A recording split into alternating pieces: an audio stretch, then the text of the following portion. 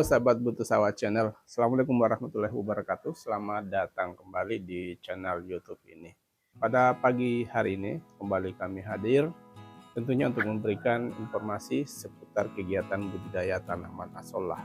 Ya, dan pada kesempatan ini kita akan membahas tentang langkah-langkah pemeliharaan tanaman asollah. Ya, jadi setelah kita melakukan penebaran bibit tanaman asollah, maka tahapan tersebut itu harus kita tindak lanjuti dengan tahapan-tahapan yang kita sebut sebagai pemeliharaan. Ya, agar tanaman asollah bisa tumbuh secara maksimal ya, sering saya bahasakan, tumbuh hingga 30% per hari, maka mutlak kita lakukan proses atau tahapan pemeliharaan. Ya, adapun tahapan yang pertama yang bisa kita lakukan itu adalah proses pemupukan. Proses pemupukan merupakan langkah pemeliharaan yang bertujuan untuk menjamin ketersediaan unsur hara yang ada di dalam media budidaya tanaman asollah. Ya, pemupukan ini merupakan tahapan yang sangat menentukan pertumbuhan dan perkembangan tanaman asollah karena memang bertujuan untuk menjamin ketersediaan zat-zat yang memang dibutuhkan oleh asollah untuk tumbuh dan berkembang. Sahabat YouTube sekalian, ada beberapa jenis pupuk yang bisa kita manfaatkan sebagai sumber unsur hara untuk tanaman asollah. Silakan sahabat YouTube bisa ditonton pada video-video lainnya yang ada di konten atau di channel YouTube ini. Ya, dan saya merekomendasikan kita untuk memanfaatkan pupuk organik yang bisa kita dapatkan tanpa harus mengeluarkan biaya. Sebagai contoh, pupuk kompos ya, bisa kita buat sendiri. Kemudian ada juga pupuk kandang ya, di mana kedua jenis pupuk ini bisa kita peroleh secara gratis tanpa harus mengeluarkan biaya. Ya, jadi seperti itu sahabat YouTube. Tahapan yang pertama adalah pemupukan. Dan sekarang mungkin ada pertanyaan. Pemupukan kita lakukan setiap berapa hari? Ya, pemupukan untuk dengan menggunakan kompos atau pupuk kandang ya, itu sebaiknya kita lakukan pemupukan setiap 1 minggu sekali ya. Minimalnya pemupukan dengan pupuk kandang tersebut ya, pupuk kandang atau kompos itu minimalnya 2 minggu sekali ya. Seperti itu sahabat YouTube. Itu adalah tahapan pemeliharaan yang pertama. Sekali lagi, proses pemupukan ya. Dan yang kedua, kita bisa melakukan proses pemeliharaan yang berupa pengadukan media budidaya tanaman asollah ya.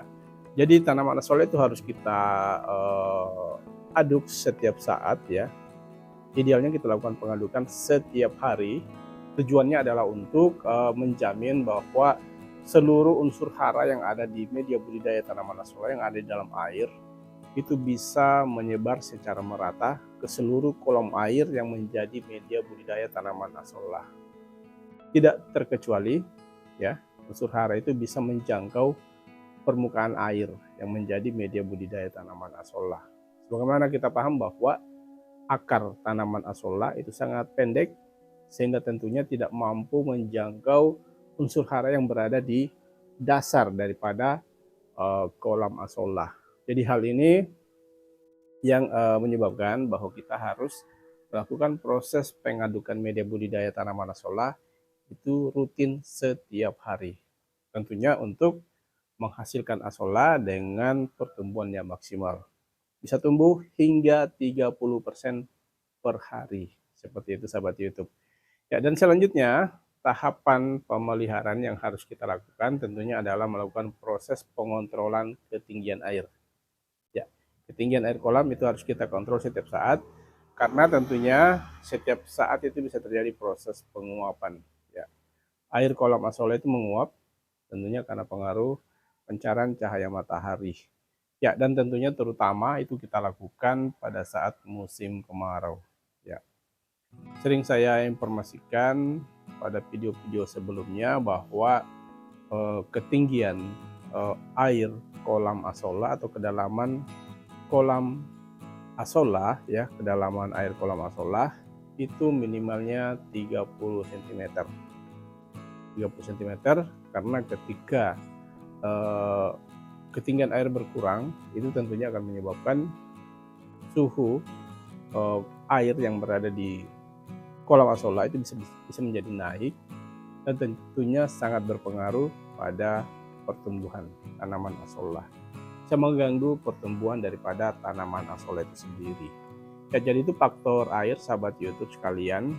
Dan yang terakhir, aktivitas pemeliharaan tanaman asolla yang harus kita lakukan itu adalah dengan melakukan pengawasan terhadap berbagai jenis hama yang ada di dalam media budidaya tanaman asolla.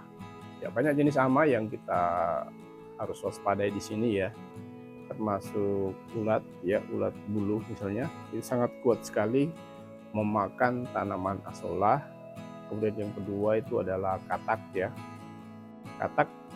Katak secara langsung tidak menyebabkan atau tidak memangsa tanaman asolla, tidak memakan tanaman asolla, tapi katak biasanya bertelur di kolam asolla dan nanti akan menghasilkan telur yang menetas menjadi berudu atau kecebong yang biasanya gemar memakan akar daripada tanaman asolla itu sendiri. Sahabat YouTube sekalian, jadi itu 4 tahapan pemeliharaan yang harus kita lakukan selama kita melakukan pemeliharaan atau pembudidayaan tanaman asolla. Sekali lagi, kita harus melakukan pemupukan, kemudian yang kedua kita melakukan pengadukan media budidaya tanaman asolla, pengecekan kedalaman air ya, atau volume air daripada media budidaya tanaman asolla, dan yang terakhir kita melakukan proses pengawasan terhadap hama daripada tanaman asolla. Ya, sahabat YouTube sekalian, jadi itu tadi informasi yang sempat kami berikan pada konten kali ini. Semoga bermanfaat dan dapat menginspirasi. Sampai berjumpa di video selanjutnya. Kami akhiri, wabillahi taufiq wal hidayah. Assalamualaikum warahmatullahi wabarakatuh.